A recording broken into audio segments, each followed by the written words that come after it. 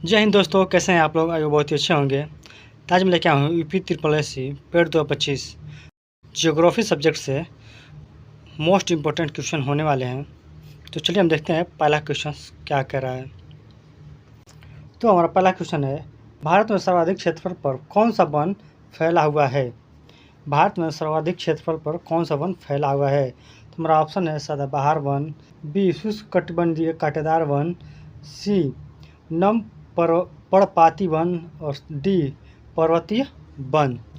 तो इसका right answer हो जाएगा सी नम पर्णपाती वन। भारत में सर्वाधिक क्षेत्रफल पर नौ पर्णपाती वन फैला हुआ है। ठीक है, इसका हम छोटा सा व्याख्या देख लेते हैं। भारत में नम पर्णपाती वन सबसे अधिक क्षेत्र में फैला हुआ है। ठीक है, यह वनों की वह श्रेणी है जो 100 से 200 सेंटीमीटर वर्षा वाले क्षेत्र में पाई जाती है। ठीक है, हम नेक्स्ट क्वेश्चन देखते हैं, सुंदरवन के जंगल किस प्रकार के वन है? सुंदरवन के जंगल किस प्रकार के वन है? तो हमारा ऑप्शन है दलदलीय वन, बी पर्वतीय वन, सी सागौन वन और डी शुष्क वन। तो इसका राइट आंसर हो जाएगा ए दलदलीय वन। दलदलीय वन इसका राइट आंसर हो जाएगा। इसका हम छोटा सा व्याख्या भी देख सकते हैं। सुंदरवन में मुख्यतः मैंग्रोव वन पाए जाते हैं। ये ज्वार भाटा वाले दलदली क्षेत्रों में होते हैं, जैसे गंगा ब्रह्मपुत्र डेल्टा। ठीक है, हम नेक्स्ट क्वेश्चन लेते हैं, कौन सा वन सबसे अधिक वर्षा वाले क्षेत्र में पाया जाता है? कौन सा वन सबसे अधिक वर्षा वाले क्षेत्र में पाया जाता है? तो हमारा ऑप्शन ए है नम पर्णपाती वन, बी शुष्क पर्णपाती वन, डी कांटेदार वन और सी कांटेदार वन और डी सदाबहार वन। तो इसका राइट आंसर हो जाएगा डी सदाबहार वन। ठीक है, सदाबहार वन सबसे अधिक वर्षा वाले क्षेत्र में पाए जाते हैं। तो छोटा सा व्याख्या भी देख लेते हैं। सदाबहार वन 200 से अधिक सेंटीमीटर वर्षा वाले क्षेत्र में होते हैं। इन वनों में वृक्षों की पत्तियां वर्ष भर हरी रहती है। ठीक है, सदाबहार वन में वृक्षों की पत्तियां पूरी साल हरी रहती हैं। ठीक है, हम नेक्स्ट जानते हैं, भारत में वन संरक्षण अधिनियम कब लागू किया गया था? भारत में वन संरक्षण अधिनियम कब लागू किया गया था? तुम्हारा ऑप्शन है 1952, बी 1972, सी 1980 और डी 1990। तो इसका राइट आंसर हो जाएगा सी 1980। 1980 में वन संरक्षण अधिनियम लागू किया गया था। ठीक है, इसका हम छोटा सा व्याख्या भी देख सकते हैं। वन संरक्षण अधिनियम 1980 में लागू किया गया था, जिससे वन की अंधाधुंध कटाई को रोका जा सके। ठीक है, जिससे वन की अंधाधुंध कटाई को रोका जा सके, जो कि 1980 में यह लागू किया गया था कि वन को बचाना है। हम नेक्स्ट जानते हैं, भारत के किस राज्य में सबसे अधिक वन क्षेत्र है? भारत के किस राज्य में सबसे अधिक वन क्षेत्र है? क्षेत्रफल के अनुसार किस राज्य में सबसे ज़्यादा वन है? तो हमारा ऑप्शन है उत्तर प्रदेश, बी अरुणाचल प्रदेश, सी मध्य प्रदेश और डी छत्तीसगढ़। तो इसका राइट आंसर हो जाएगा मध्य प्रदेश। सी हमारा ऑप्शन सही जाएगा। मध्य प्रदेश में सबसे ज़्यादा अधिक वन है, जो कि क्षेत्रफल के अनुसार सबसे ज़्यादा मध्य प्रदेश में ही वन है। हम नेक्स्ट क्वेश्चन देखते हैं, निम्नलिखित में से कौन सा वृक्ष शुष्क कांटेदार वन में पाए जाते हैं? कौन सा वृक्ष शुष्क कांटेदार वन में पाए जाते हैं? तो हमारा ऑप्शन है सागौन, बी खैर सी साल और डी देवदार। तो इसका राइट आंसर हो जाएगा बी खैर। खैर इसका राइट आंसर हो जाएगा बी। ठीक, बी शुष्क कांटेदार वन में पाए जाते हैं। इसका हम छोटा सा व्याख्या देख लेते हैं। खैर, बबूल, बैर आदि वृक्ष शुष्क कांटेदार वन में पाए जाते हैं जो कम वर्षा वाले क्षेत्र में होते हैं। ठीक है, हम नेक्स्ट क्वेश्चन देखते हैं। चिपको आंदोलन का संबंध किससे था? चिपको आंदोलन का संबंध किससे था? तो हमारा ऑप्शन है नदी जल संरक्षण से, बी वन संरक्षण से, सी भूमि जल से और डी जलवायु परिवर्तन से। तो इसका राइट आंसर हो जाएगा बी वन संरक्षण से। चिपको आंदोलन वन संरक्षण से संबंधित था। ठीक है, इसका हम छोटा सा व्याख्या भी देख सकते हैं। चिपको आंदोलन 1973 में शुरू हुआ था, जिसमें लोग पेड़ से चिपक जाते थे ताकि उनके पेड़ काटा न जा सके। यह वन संरक्षण से संबंधित है। ठीक है, चिपको आंदोलन में बहुत सारे पेड़ काटे गए थे, इसलिए लोग पेड़ों से चिपक जाते थे ताकि पेड़ को ना काटा जाए, इसलिए।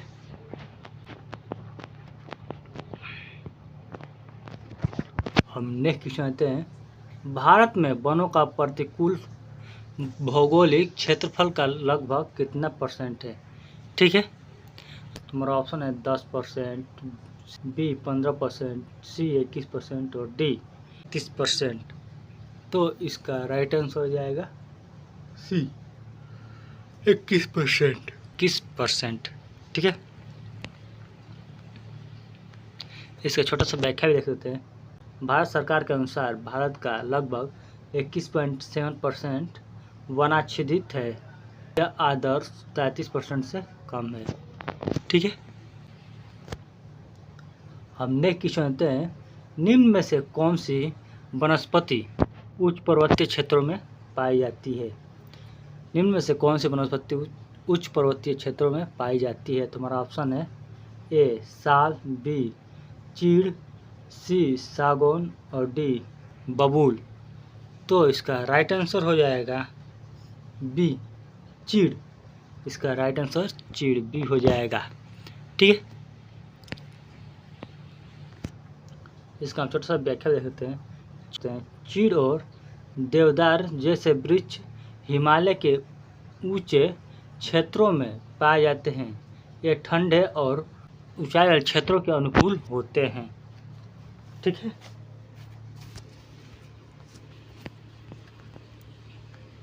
हम नेक्स्ट क्वेश्चन आते हैं। कौन से वन हिमालय क्षेत्र में पाए जाते हैं? कौन से वन हिमालय क्षेत्र में पाए जाते हैं? तो हमारा ऑप्शन है दलदलीय वन, बी उष्णकटिबंधीय सदाबहार वन, सी पर्वतीय वन और डी शुष्क पर्णपाती वन। तो इसका राइट आंसर हो जाएगा सी पर्वतीय वन। इसका राइट आंसर हो जाएगा सी पर्वतीय वन। जो छोटा सा व्याख्या देख सकते हैं। पर्वतीय वन मुख्य रूप से हिमालय क्षेत्र में पाए जाते हैं। ऊंचाई के अनुसार यह विभिन्न प्रकार की वनस्पतियां मिलती है, जैसे देवदार, चीड़, भोजपत्र आदि। ठीक है, हम इसका नेक्स्ट क्वेश्चन आते हैं। भारत में वन महोत्सव कब मनाया जाता है? भारत में वन महोत्सव कब मनाया जाता है? तो हमारा ऑप्शन है ए बी अप्रैल, सी जुलाई और डी अक्टूबर। तो इसका राइट आंसर हो जाएगा सी जुलाई। जुलाई में वन महोत्सव मनाया जाता है। ठीक है, इसका हम छोटा सा व्याख्या देख सकते हैं। वन महोत्सव प्रत्येक वर्ष जुलाई के पहले सप्ताह में मनाया जाता है, जब मानसून आरंभ होता है और पौधारोपण के लिए अनुकूल समय होता है। ठीक है, कौन सी संस्था भारत में वन क्षेत्र का सर्वेक्षण करती है? तो हमारा ऑप्शन है NITI Aayog, B Indian forest survey, C ministry of environment और D forest survey of India. ठीक है, तो इसका राइट आंसर हो जाएगा डी। इसका राइट आंसर हो जाएगा D forest survey of India. Bharat में वन क्षेत्र का सर्वेक्षण फॉरेस्ट सर्वे ऑफ इंडिया करती है। ठीक है, हम इसका छोटा सा व्याख्या देख सकते हैं। FSI forest survey of India Bharat सरकार की एक संस्था है जो हर 2 साल में भारत में वनों की स्थिति की रिपोर्ट प्रस्तुत करती है। ठीक है,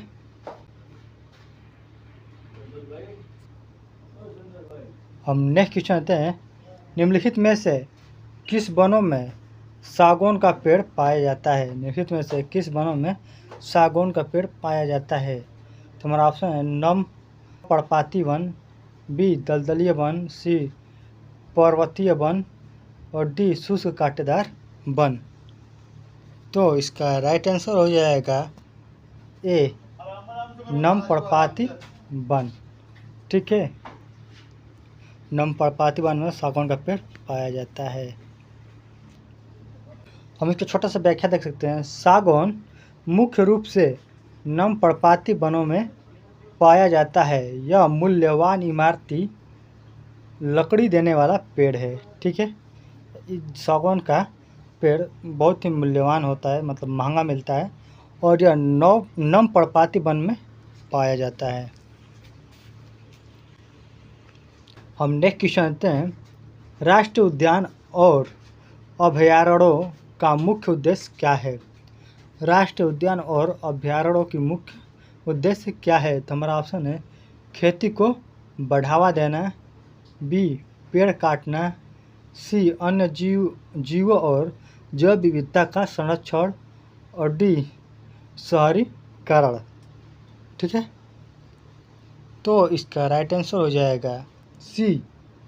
इसका राइट आंसर हो जाएगा सी वन जीवों और जैव विविधता का सर्वेक्षण। ठीक है, राष्ट्रीय उद्यान का अभयारण्यों का मुख्य उद्देश्य है अन्य जीवों और जैव विविधता का संरक्षण। इसका हम छोटा सा व्याख्या भी देख सकते हैं। भारतीय उद्यान और अन्य जीव अभयारण्य जैसे विविधता पशु पक्षी और वनस्पतियों के संरक्षण के लिए बनाए गए हैं। ठीक है, अब इसका नेक्स्ट क्वेश्चन देखते हैं। निम्न में से कौन सा वृक्ष रबड़ प्राप्त करने के लिए उगाया जाता है? मतलब किस वृक्ष से रबड़ प्राप्त होता है? ठीक है, हमारा ऑप्शन ए है यूकेलिप्टस, बी साल, सी हिविया वासिलिसियस और सी डी देवदार। तो इसका राइट आंसर हो जाएगा सी हिविया ब्रासिलिसियस। ठीक है, रबड़ जो प्राप्त होता है वो हिविया ब्रासिलिसियस से होता है। इसका हम छोटा सा व्याख्या देख सकते हैं। यह वृक्ष उष्णकटिबंधीय सदाबहार वनों में पाया जाता है और इससे प्राकृतिक रबड़ प्राप्त होता है। ठीक है,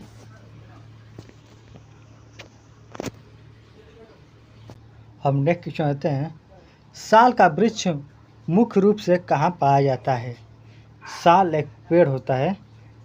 ठीक है, उसी के बारे में पूछा जा रहा है कि साल का वृक्ष प्रमुख रूप से कहाँ पाया जाता है? तो हमारा ऑप्शन है राजस्थान, बी पंजाब, सी मध्य प्रदेश और डी तमिलनाडु। तो इसका राइट आंसर हो जाएगा सी मध्य प्रदेश। साल का वृक्ष मध्य प्रदेश में पाया जाता है। इसका हम छोटा सा व्याख्या देख सकते हैं। साल का वृक्ष मध्य भारत, छत्तीसगढ़, झारखंड, मध्य प्रदेश आदि क्षेत्रों में पाया जाता है। यह नम पर्णपाती वनस्पति में उगता है। ठीक है, अब नेक्स्ट क्वेश्चन आते हैं। भारत में बायोस्फीयर रिजर्व का मुख्य उद्देश्य क्या है? भारत में बायोस्फीयर रिजर्व का मुख्य उद्देश्य क्या है? तुम्हारा ऑप्शन है पर्यटन को बढ़ावा, बी कृषि विस्तार, सी पारिस्थितिकी तंत्र और जैव विविधता का संरक्षण और डी भवन निर्माण। तो इसका राइट आंसर हो जाएगा सी। इसका राइट आंसर हो जाएगा सी, पारिस्थितिकी तंत्र और जैव विविधता का संरक्षण। ठीक है, पारिस्थितिकी तंत्र और जैव विविधता का संरक्षण। इसका हम छोटा सा व्याख्या देख सकते हैं। बायोस्फीयर रिजर्व का उद्देश्य प्राकृतिक परिस्थिति तंत्र और जीव जंतुओं की पारिस्थितिक स्थिति में रक्षा करना है। ठीक है, हम नेक्स्ट क्वेश्चन आते हैं। कौन सा वृक्ष दलदलीय वनों में पाया जाता है? कौन सा वृक्ष दलदलीय वनों में पाया जाता है? तुम्हारा ऑप्शन है सागौन, बी बबूल, सी मैंग्रोव और डी साल। तो इसका राइट आंसर हो जाएगा सी मैंग्रोव। मैंग्रोव जो वृक्ष है वो दलदलीय क्षेत्रों में पाया जाता है। इसका हम छोटा सा व्याख्या देखते हैं। मैंग्रोव वृक्ष समुद्र के किनारे के दलदलीय क्षेत्रों में पाए जाते हैं, जैसे सुंदरवन क्षेत्र में। हम नेक्स्ट क्वेश्चन आते हैं। भारत के किस राज्य में सबसे अधिक जैव विविधता पाई जाती है? भारत के किस राज्य में सबसे अधिक जैव विविधता पाई जाती है? तुम्हारा ऑप्शन है हरियाणा, बी महाराष्ट्र, सी पश्चिम बंगाल और डी पश्चिम घाट, केरल, कर्नाटक, तमिलनाडु आदि में। तो इसका राइट आंसर हो जाएगा डी पश्चिम घाट। पश्चिम घाट में सबसे ज़्यादा अधिक जैव विविधता पाई जाती है। केरल, कर्नाटक, तमिलनाडु आदि में सबसे ज़्यादा जैव विविधता पाई जाती है। इसका हम छोटा सा व्याख्या भी करते हैं। पश्चिम घाट जैव विविधता की दृष्टि से सबसे समृद्ध क्षेत्र है। यह अनेक दुर्लभ वनस्पति और जीव जंतु पाए जाते हैं। ठीक है, यह अनेक दुर्लभ वनस्पति और जीव जंतु पाए जाते हैं। तो आज के बस इतना ही। Thank you. फिर मिलेंगे कल नए वीडियो नए टॉपिक के साथ। तो आज के लिए बस इतना ही। Bye bye.